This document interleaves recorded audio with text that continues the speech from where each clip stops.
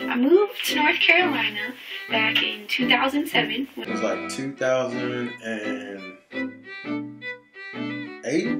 My god sister, Tamika, had been showing me the whole summer before I moved here all these pictures of these parties for young professionals. She met James. James was always meeting people. And so he introduced her around and introduced her to different crews. She was new in town. And James, come to find out, was the guy who was throwing these parties that my god sister was talking about. So James would always talk about Will. Will was never there though.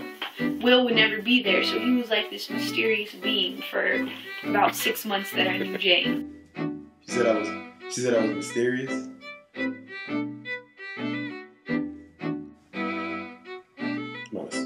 It's my mysterious face right there. Working. And he invited her out to one party. At the lock and key party, I was there, and James set me in VIP, and I stood there awkwardly all night. And I remember meeting her. She was real sweet, real nice, very, very easy on the eyes. And I thought Will was rude. Yeah, we spoke briefly. We talked for a minute, just introduced myself. She was nice. And he just acted like he was too cool to spend any time getting to know me. And she had on these jeans, and they just looked really good on her. I would say that. And she had on these leg boots, and she was just so curvy. I like curves. Yeah, she was hot. She was hot. And I just thought I was too hot to be not known. There was some other guy there who was like all in her face the entire night. So, I mean, I wasn't really, let him strike out. I'd see her again. Then I met him again a random night when James told me to meet him out in downtown Raleigh. And this time, Will brought a girl with him.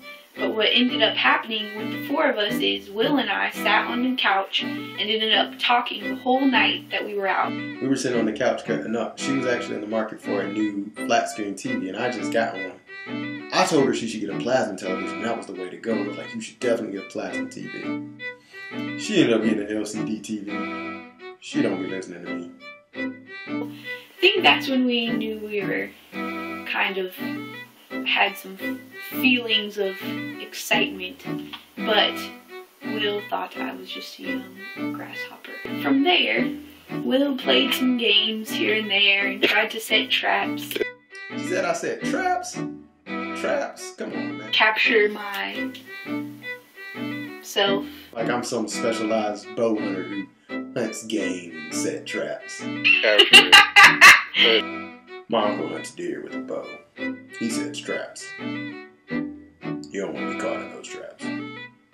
From then on, it was like a challenge, and so I was determined to show him that I didn't have anything to learn. Got a little game, kind of smooth mind, And it didn't work. She was feeling the brother. Yeah, I know she was. I entertained it for a little while and had fun. She thought she knew everything. You couldn't tell her nothing. Her head was so big. In fact, she told me she had a perfectly round head. A perfectly round head. She said on our first date, said my head is perfectly round. Proceeded to tell me that we could just be friends, even though he tried to kiss me. I mean, I touched her head and caressed it or whatever. It was pretty round, but it wasn't perfectly round. And I told him if we were going to just be friends, he couldn't try to kiss me anymore. And he didn't like that. So I continued to disconnect myself from Will for about 2 weeks. And I took a trip to New York with my god sister and godmother. And the whole time I was talking about him and how much I liked him, but I needed to just let him go.